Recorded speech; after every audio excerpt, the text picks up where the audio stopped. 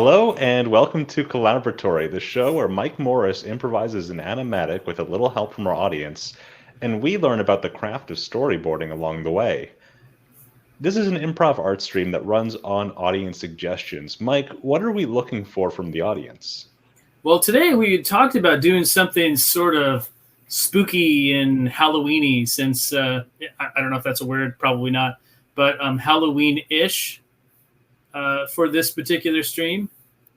So we're looking for stuff that is Halloween themed. Yeah, so feel free to jump in with your spookiest suggestions. We're looking for prompts for characters, a setting, and a conflict. Maybe something scary, maybe something not scary, but featuring monsters. To give our viewers some inspiration, in our most recent episode, we had gargoyles and pigeons in conflict over a blood sausage vendor's cart in Transylvania. Since this is Halloween month, why don't we try to make another storyboard with monsters? Yeah, let's do it. And while we wait for the suggestions to come in, Mike, what is your favorite monster from fiction? Oh, goodness. There's so many. Each of them have their own sort of specialty that I like. Vampires obviously are some of the quintessential bad guys. You talk about like Dracula, you talk about like Count Strahd and some of those other like more famous vampires. Because they have that sort of debonair quality about them, as well as can like turn on you and attack you in an instant. I love the unpredictability of werewolves, the spookiness of and the constant fear of zombies. You see that sort of stuff, especially in like shows like The Walking Dead. I mean, zombies kind of played out because they were just so huge for a while, but the real monster is humanity.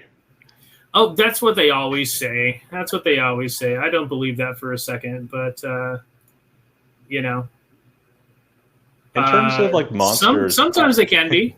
Sometimes they can be. Some people can be pretty monstrous. There's always that dude in grade school, that has like really sharp canine teeth that you wonder about. Well, in terms of like more classically monstrous monsters, I really like you've heard of the Xanathar from Dungeons and Dragons. He's a beholder mafia boss that lives underneath the Waterdeep. More or less a big eyeball monster that shoots lasers. It's so goofy that it shouldn't work, but it's sort of a staple of the genre. It's kind of awesome. And the fact that he's incredibly arrogant at the same time and thinks he knows everything about everything. I think that speaks to good monster making, honestly. And good monster making can be pretty difficult. I mean, you look at some of the classic monsters like the creature from the Black Lagoon, right? Or in some cases, an analogous swamp thing, who's kind of seen as a monster, but is actually not a monster, but a hero. That sort of stuff is really intriguing as well. Sort of taking that monstrous quality that he has and turning him into a hero of some kind. All right. I've got some nouns to throw at you. The chat is suggesting vampire, taxes, Renaissance fair, killer candy corn, Mothman befriending a silkworm. I do like the idea of a vampire at a Renaissance fair. What about a vampire candy corn? Vampire, okay, with candy corn teeth? No, just a vampire candy corn. Okay, that's a bit of a surprise right there. There to suck the life out of other candies. Another suggestion is a werewolf centaur, and I don't know if this is relevant, but were is spelled W-E-A-R. So maybe it's a centaur wearing a wolf? I don't know. That's a good question. I'm gonna chalk that up to a typo. Okay, yeah. I mean, the E and the A keys aren't very far apart in the English keyboard. I mean, if you don't know what they are, then it could be a werewolf. Okay. Well, let's get rid of this particular panel here, and we'll start over. Start with some new stuff. Okay, we need a setting though. We need a good setting. What do we got for setting?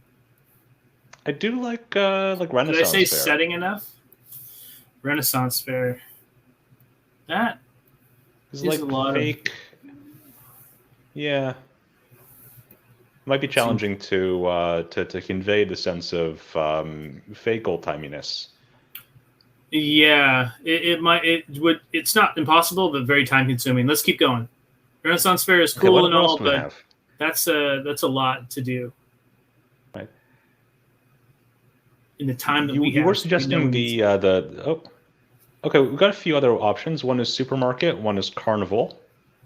Okay, Oh, okay. Simon suggested when he meant werewolf, he meant a stylish werewolf. I see. So like a werewolf, maybe an upscale werewolf. An upscale werewolf and a vampiric candy corn. Okay, Yeah. I like that. Upscale werewolf and vampiric candy corn. Setting and conflict. Let's see. Supermarket, carnival, dark crystal like forest, post office. Okay, what are you thinking on that one? I kind of like post office. Post office. Okay. Post office. Nah, let's get something scary in the post office. I mean, nothing scarier You than a don't think post a post office office after is all. scary? They have stamps. I mean, It can they be. have envelopes, It can be very packaging. scary. Can be very scary, but I think we can. I think we can go further. How do you feel about carnival then? Carnival. That sounds cool. Let's do carnival. All right. So Oh, carnival. one more suggestion. I'm not sure if we can do it because it's a brand name, but IKEA. I think there's more potential for scariness at carnival. Okay, so we don't want to do like a scary Scandinavian furniture store. Um, Carnival it is. Carnival it is. Yeah, we're wasting time. Okay, carnival. Let's see. What do we got at carnival? Let's do. I mean, I know we usually do like a really big establisher, but I think we should do something a little bit more cozy this time. Maybe we'll do like part of a booth right here, and we'll see like some bears or something hanging on the wall. There's maybe it's one of those ones that has like the water guns that you shoot. Have you seen those? Yeah, I'm familiar. And for the chat right now, what we really need is a conflict. So we Yes, we have do. characters. We've got a candy corn vampire, whatever that means, and we have a werewolf who is a werewolf that also wears fancy clothes. So if you can find something that they would be in conflict over, that would be tremendously helpful. And Mike, while you're working on that, what are design elements that you consider when drawing monsters? Size and shape. I mean, those are pretty standard. But as far as size goes, I think what we're really looking for is whether or not the monster is larger or smaller than the average person. Because it goes back to the old Warner Brothers aesthetic, right? Where you've got two different schools of thought. You have the Yosemite Sams, right, which are from the Friz Frayling type of enemy. And then you have all the Chuck Jones ones who tended to be bigger and more physically imposing than Chuck.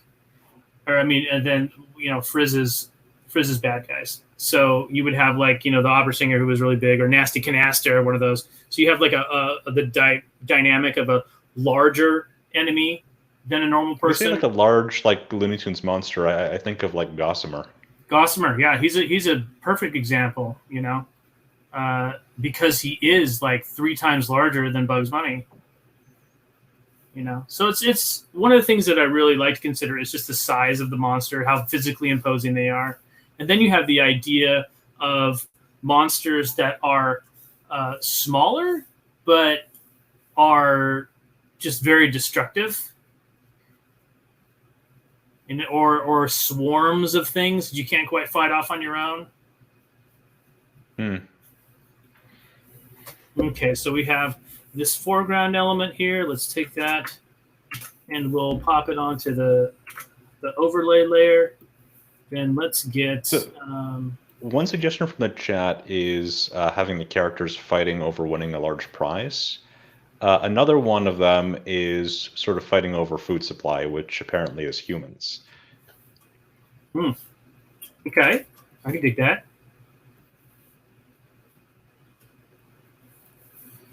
So let's put a Ferris wheel over here. We'll put some more booths and stuff over here.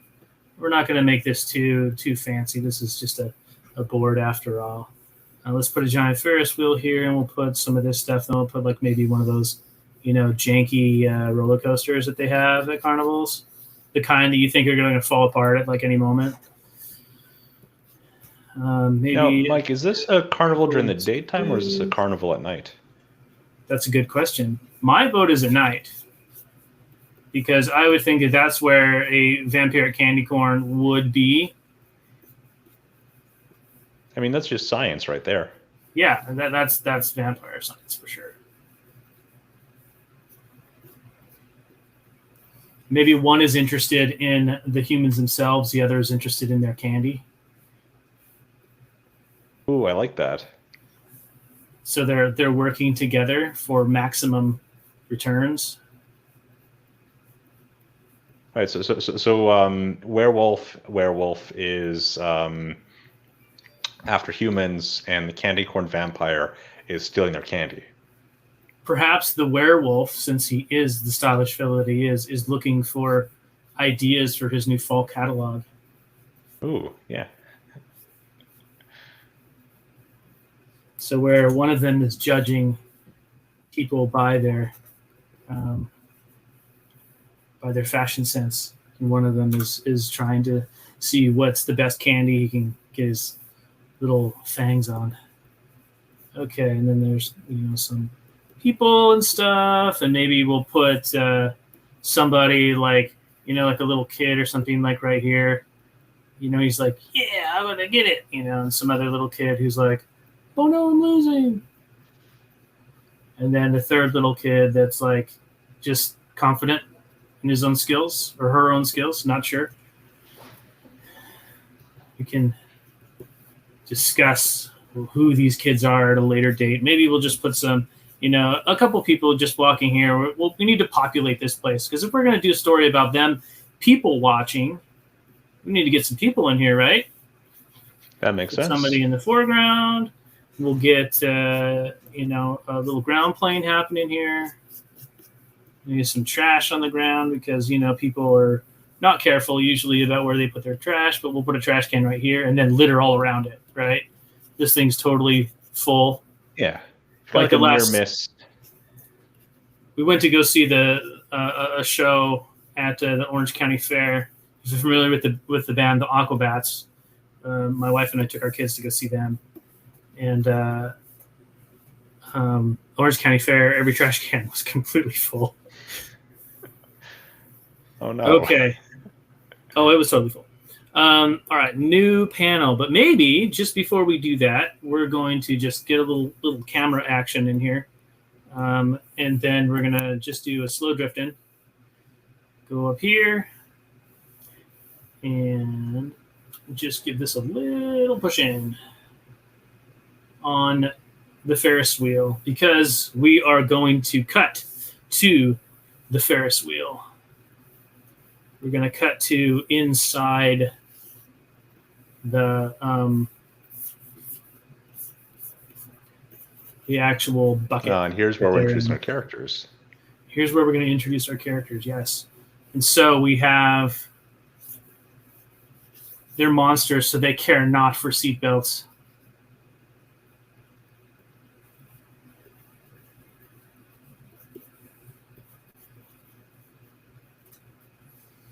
And then let's see, fashionable werewolf. It's been a while since I've drawn any sort of wolfish character. You know what? I'm thinking instead of like normal binoculars, you should probably use like some of those like opera ones. With like the those single with rod with the single rod on you the hold side. up. And then what? Okay, should he wear a hat or should he not? Maybe a powdered wig. Okay, powdered wig, Yeah. ears. This. I like the idea of a werewolf wearing a wig. You have like a slight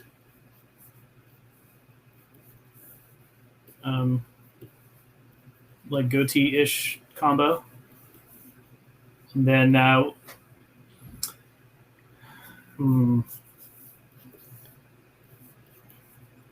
perhaps a bow tie of some kind. We'll make him Tim Gunn, essentially.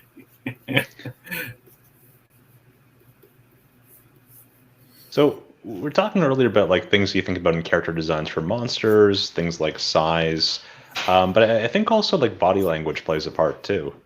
Oh, body language always plays a part in any performance. That's why we do gesture drawing. You know, when as artists, we'll do gesture drawing to try and capture those sort of things. There's a couple of people that are really great at doing gesture drawings. If you look at like Norman LeMay, who was I think he was the head of story on one of the Frozen movies. He has some him and his wife do a thing called Grizz and Norm. If you haven't seen that before, there's some really great tips on drawing, especially that Norman has for gesture drawing. Okay, so he's got something that he's up to. Maybe we'll come back here and we'll put just a little bit of cloud in the back. Some of these sort of spookier clouds. We'll put the moon right here, and then we'll leave this to be lit up by the various tents and things, so that way we can have a little bit of a background element here. Let's grab all of this, stick it on a different layer, so we can do proper background stuff. So then also one of the other things, we can apply a little bit of layer motion to the background. And then it's good. It's a good idea to take your camera mask off so you can fill that out a little bit better. And then we can do a thing here where you just apply a little bit of layer motion. We'll add a keyframe. So that'll be our endpoint, and we'll go push home and start moving things around. So they'll be on the down slope of this, and we'll add just that looks awesome. So they're going very slowly, and we can also just take this and add one more keyframe in the middle of that. So add a keyframe, and then we'll take that particular keyframe. That's right. And then we'll move these over a little bit to create a bend. Just a slight bend in that move. That way, when they're going down, we see that it moves according to that arc. That might be just a little bit too much. So let's go back one. We'll move between the keyframes, and then we'll just move that just ever so slightly that way so it's not too jarring. All right, so we have that. We'll draw this out a little bit so we can have a small conversation between the two of these guys. So the vampiric candy corn is looking around and saying something like, all these people and all their candy. And then we will do this and have him freak out a little bit. For those of you who don't ever use it, I personally do enjoy the onion skin. I use that quite a bit.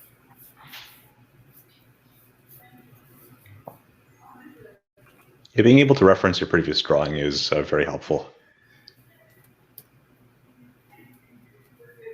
Yeah, it definitely is.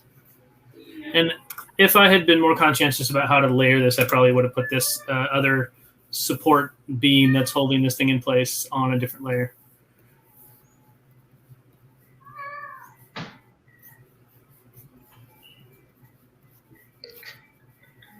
So he's, I want it all! Give it to me! And then we'll have him just sort of,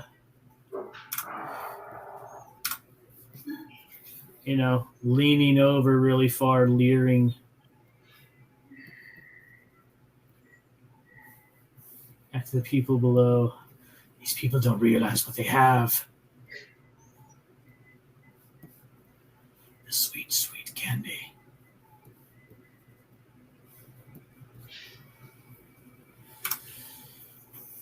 He can be a little dismissive of the people below.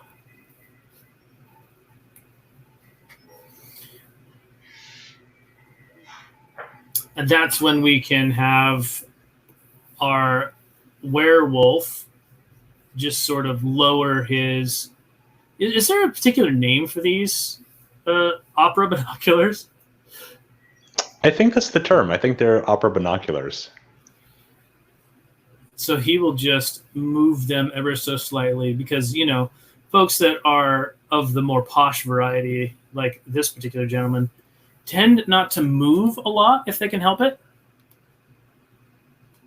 I think that's how it's been said before that anybody who has any modicum of power or some sort of aristocratic air about them tends to be still quite a bit. Well, you don't want to wrinkle the suit. You don't want to wrinkle the suit, and also it's a show that other people will do your bidding for you,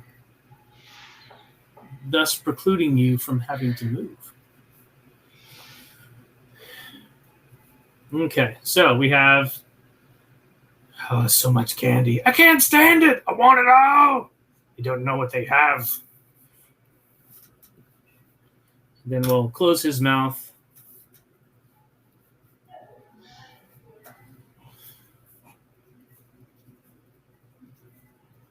Give him sort of like a sneering expression. All right, new panel. And then we can just sort of take this whole idea here, for these characters here, copy that, paste it into the new panel, and then we can have a little bit of shot economy and just punch in on this guy. So we have a good solid hookup. We go to camera view. We'll see that it goes from this to this, and then we can have him say something. And Mike, while you're working on that, what do audiences tend to expect from monsters, and how can you play with those expectations? Well, I think it's important to know that what the trope is, and then find a clever way around that trope, right? So, like, for instance, in our case with this particular vampire, vampires are generally pretty grisly characters. They,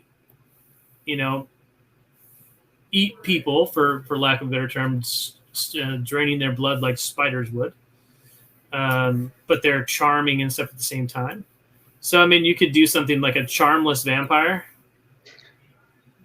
Somebody who's like trying to be really charming, but all he can do is talk about boring stuff. And so people are like, I'm going to go over there. So there's all sorts of ways to subvert expectations. And I think that's where some of the best comedy comes from, is taking an expectation and just turning it on its ear. And that, I think, is highly subjective. It also depends on what you think is funny and what you think is not funny. So there's always different ways to subvert expectation. I hope that answered the question. Yeah, no, it did.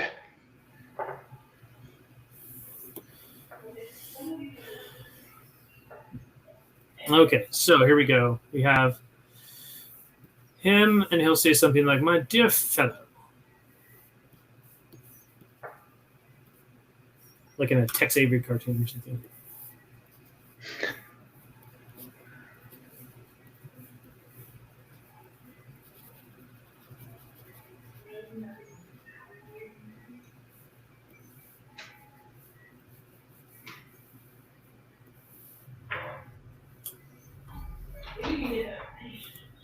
Oh. What? My cat decided to jump into the frame. There Oh, we go. hello, cat. I'm not looking. So, did you have a Halloween cat? Did you dye the cat black for this month? She is spots and stripes, so she's not terribly Halloweenish. That's okay. Let her.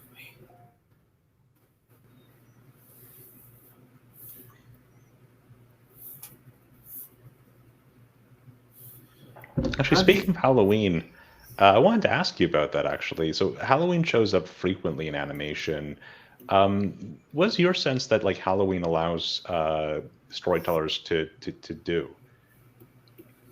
Um, I mean, there's all sorts of different ways that you can expand upon Halloween episodes. I've done several Halloween episodes, you know, from Simpsons Treehouse of Horrors to there was one that we did on the show Future Worm, which I thought was really fun, where we got to toy with scarier stuff. You know, Halloween episodes are fun in the way that you can kind of gives you a little license to just mess around. You know, a little bit more than you normally would. You can kind of play with the format of the show a bit. Yeah, you can, and I think that's one of the things that everybody really likes about Halloween episodes is that you can go places and do things with those characters that you normally wouldn't be able to do.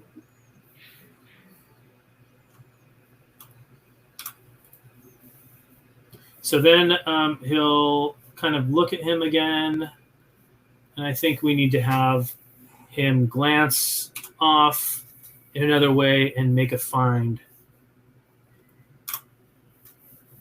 And just, you know, straighten up his posture just a little bit. Because one thing you can kind of get into the trap in is just repeating panels and not doing anything to keep the interest of that. But if you just do some slight little movements every so often and make sure that it's not just still the whole time, that can help and have an efficient storyboard and yet something that is not dead looking. So, you know, dear fellow, how do you expect to do anything from up here?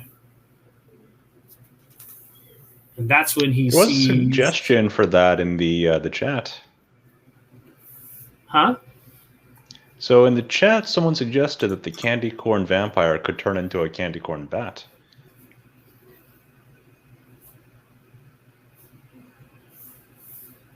That sounds like an awesome plan. I like it.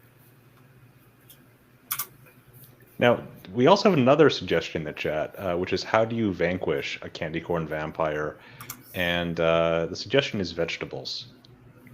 Ooh, yeah. A carrot in the heart. That's funny. So you should be like, oh, it. I don't know. Sometimes I think you can do just as much by insulting the candy corn vampire and saying you're not as good as other candy. It'll hurt its feelings enough to vanquish it. How do you feel about candy corn? Fairly ambivalent. I mean, I don't go out of my way to eat it, but sometimes if it's around, I'll have one. It's a source of sugar. It is definitely a polarizing thing, though. You wouldn't think that candy corn would be as polarizing as it is, but dude. I mean, I'm from the land of pineapple on pizza, so. Well, yeah, I'm a big fan of that myself. For all of you people who think it doesn't belong together, I'm sorry, but you are sorely mistaken. It's delicious. You're a pineapple on pizza person or no? Yeah. I partake. Excellent.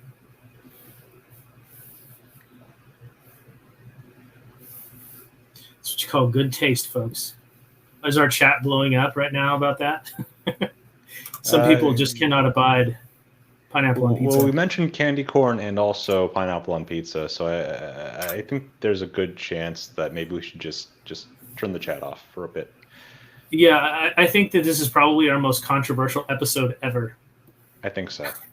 The controversy, it's everywhere. All right, thank you for tuning in on the last episode of Collaboratory. This has been... That's been fun, man. This has been really great.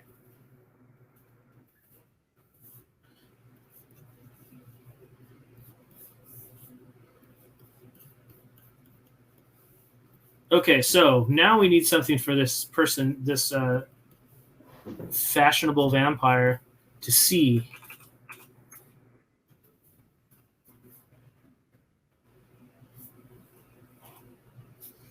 That is. How about a mime? Like sort of wearing stripes.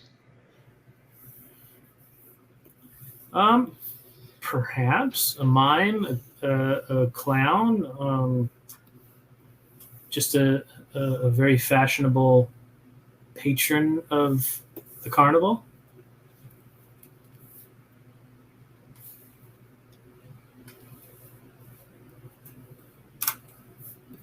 What do we have in the chat? Anything? Yeah, hey, chat, what does the werewolf see? One of the suggestions was candy corn on pizza, but I feel like that might be a different reaction. That's just beyond the pale, man. That's taking things. It's taking things really far.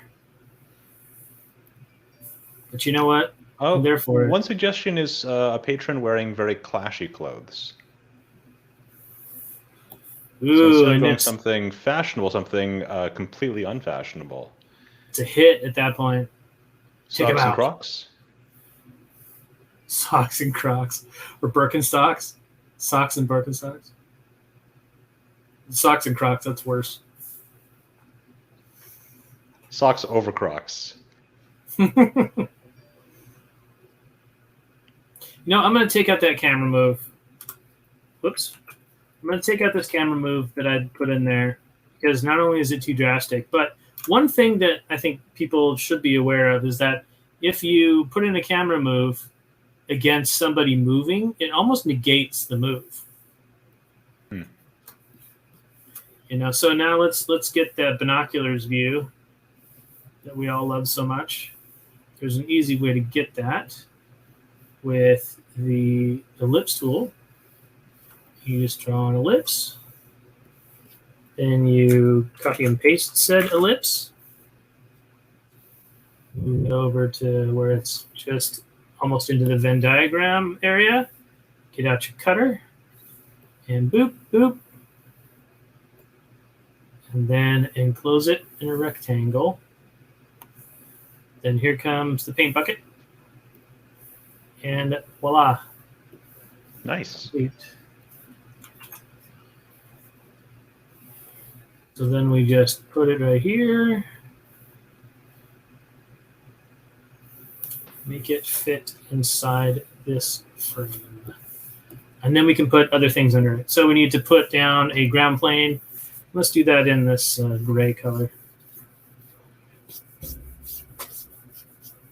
Let's put maybe like a booth right here so we have some sense of where we're at. Maybe another booth. Some trash on the ground again because carnivals are just dirty and terrible and messy. Carnivals and such things were one of the reasons that Disneyland was invented, to have a place that's clean. That's why you have all those. Isn't there like a garbage can every 6 feet or something? Yeah, it's really, really well manicured, and you see people picking up stuff the whole day. It's their whole job is to just go and pick up trash. All right, so what did we decide on what they were seeing? Yeah, so there are a few options. One is someone in very clashy clothes. Sorry, Of we have course, socks and Crocs. the Crocs inside socks. Um, a fancy pair of shoes that he wants to steal. A silver bullet eating a candy apple. Those are the three main chats, and of course, candy corn on pizza. But we've Hmm. decided that is verboten. Yeah, um, which is odd for us coming from pineapple on pizza land. Um, Yeah. okay, so let's think about this. What could we have? We need a person that inhabits these qualities. So let's see what kind of person should we have here that has this problem? Maybe a little kid or I'm thinking like Guy Fieri, who's apparently a very nice person. oh really? Guy Fieri. Okay, sure, Guy Fieri. Why not? I think you'd go to a carnival. You know, there could be something flavorful. He's doing diners, drive-ins, and dives in a carnival. Yeah, Food truck edition. food trucks, hot dog vendors. You know, So let's give it a little bit candy more apple. space so we can see Guy Fieri, and we'll put his. This is gonna be a butchered caricature of Guy Fieri. He's got big old eyebrows, right? He's got those sort of beady eyes and big smile. And then he's a hefty gentleman. He's got flames on his shirt. And let's give him like the world's largest cotton candy. Yeah, and just a really positive attitude. And let's have like a little cameraman or something right here so we can see that he's being filmed, right?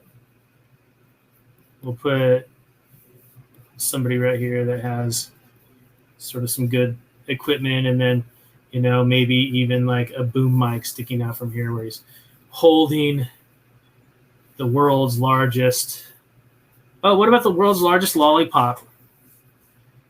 Yeah, Right? yeah, that works, and it's visually appealing. You can get sort of a spiral thing going.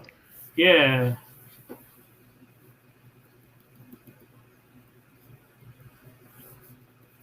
I'm Guy Fieri, and this is my. This is carnivals. What? Carnivals, theme parks, and picnics. I don't know. We'll workshop that. And corporate get-togethers. Yeah, reviewing all the food at corporate team building events. So there we go. Terrible, terrible caricature of Guy Fieri. We're sorry, Guy Fieri. Sorry, Guy. Let's go back to this shot of them together. Right? We're going to go back to this particular shot. We'll grab all of our drawing from here. And then a new panel. Paste. And it is shocking. This site is shocking. Not only is there every sort of fashion faux pas, but he's got the world's largest lollipop. So thus he needs to be taken to task.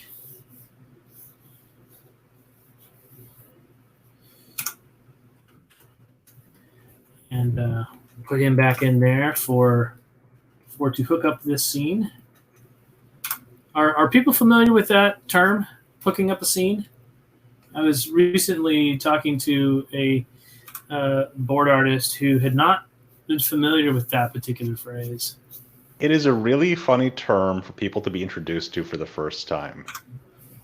Yeah, so a hookup, when we talk about that in the filmic sense, is when you have two scenes and they visually relate to one another at their ends. Like, so the end of one matches sort of the beginning of the next. Yeah. So where we have... Or if I'm like holding a mug from like one camera angle, if you switch camera angles and the mug disappears, that's a problem. Yes, it's a continuity thing.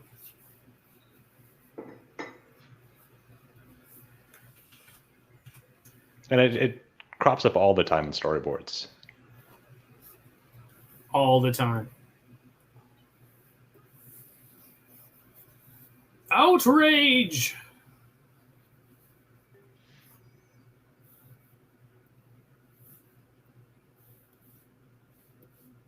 Destroy him and take his candy for your own.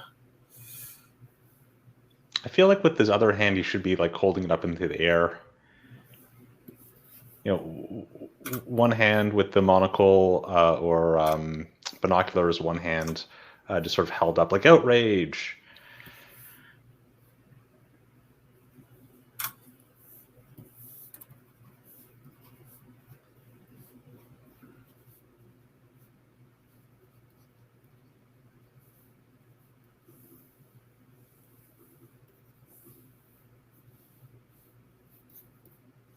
You know, I think he could have his hand up, initially, and then pound it on the side of...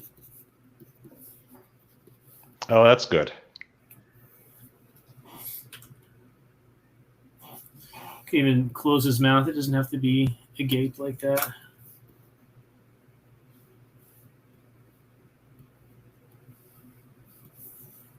You can just be absolutely flabbergasted. We don't have a ton of room in this, but I feel like we should do a little bit more of an extreme pose on this particular guy. He should be really, really upset.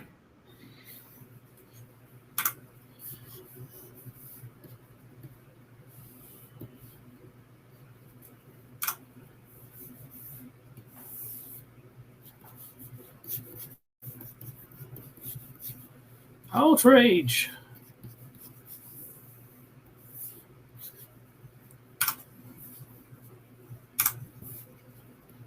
It would be an interesting companion show to Collaboratory to take the designs that we come up with and fix them.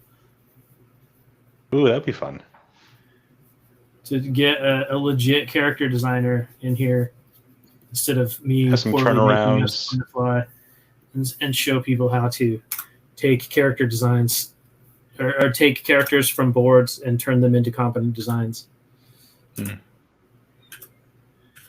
Then we can take this panel too, and we'll copy that, move it to the end here, poof, and then adjust it as needed. Again, economy in boarding can make things go a little faster, or a lot faster in some cases.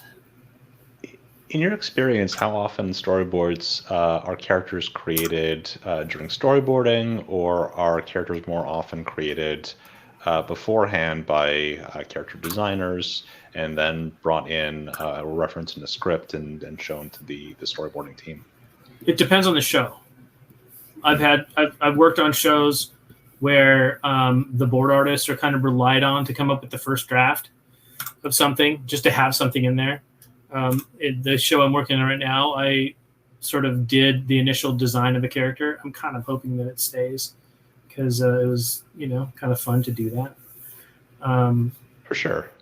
But in other shows I worked on, like DuckTales was actually very good about having pre-design, where you would have a character designer who goes through and just works off what's in the script. And we had some really great character designers on that show. Tim Moen and Tapan Gandhi were just incredible to work with. Both really, really competent designers. There were some other background designers, and people that were just really awesome on that show. Mike, there's a great suggestion for a line in the chat right now. The lollipop does not go with that shirt. Yeah. The lollipop does not go with that shirt. That's awesome. I love it. It works. Destroy them. There you go. I love it. That's great. That's getting into fruit garbage land territory. I think so. I think we're getting there. Do we want to run through the panels really quick? Hold on. I just want to do one more thing. Yeah. He just smiles.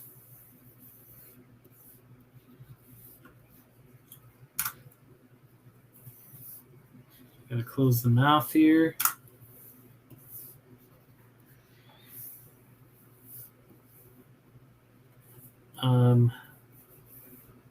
And then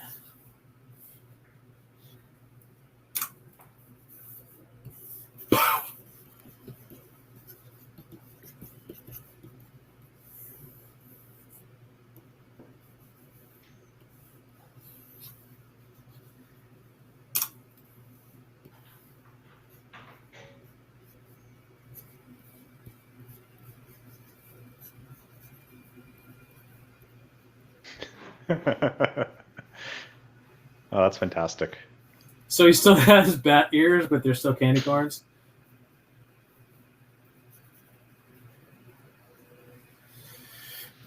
And we usually don't like to put, these sort of lines on those, but I'm going to anyway. So, whoop.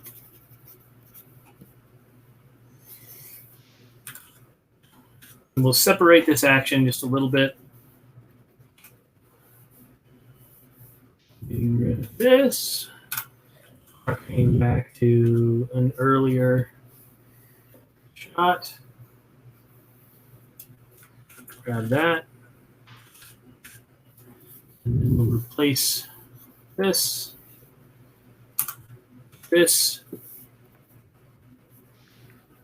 Just change a couple things slightly.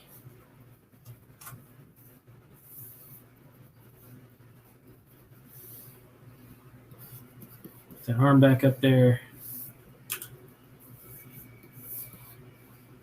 I'll just copy it and paste it from here.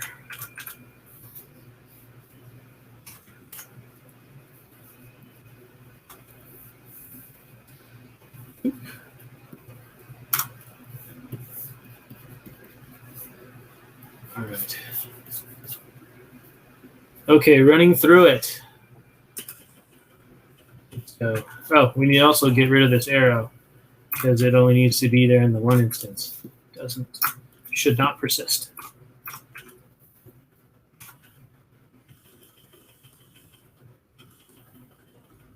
Okay, going all the way back to the beginning. All right, opening up on a carnival. People are walking around. Folks are having a good time. And we zoom in, or we drift in on this Ferris wheel, where we see above is a candy corn saying, "All the people, all the candy. I can't take it anymore." They don't know what they have. And he looks and says, "By Jove, there's nothing here to be seen for fashion." Guy Fieri, my nemesis. And then maybe I'll just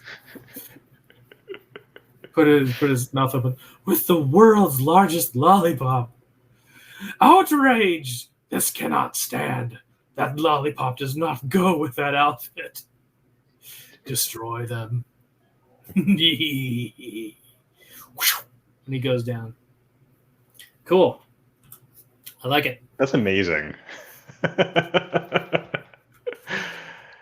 All right, Mike, thank you so much for joining us once again for Collaboratory. Do you have any projects or topics that you'd like to draw our audience's attention to? Well, we just finished doing Animation Dance Party. There's going to be a blog post on the Wacom community. Also, I would like to bring people's attention to the IATSE strike that is potentially going on, and to follow that and support all of your workers for the film and animation industries. Because, streaming's a big deal now, and it's worth a conversation. So check out what's going on with that. And I'd also like to thank everyone who joined us for today's episode of Collaboratory. Next Thursday, the 14th, we'll have a panel discussion with Aubrey Mintz and the guest judges behind the 24 Hours Animation Contest for Students. It's a really cool project. And be sure to check blog.toonboom.com for articles about productions made using Harmony or Storyboard Pro. We recently published interviews about Deshaun Mahone's storyboards on Yuki 7 and Floyd County Productions Harmony rigs that were featured in America, the Motion Picture. They're really cool. So definitely check those out. And until next time. See you, folks.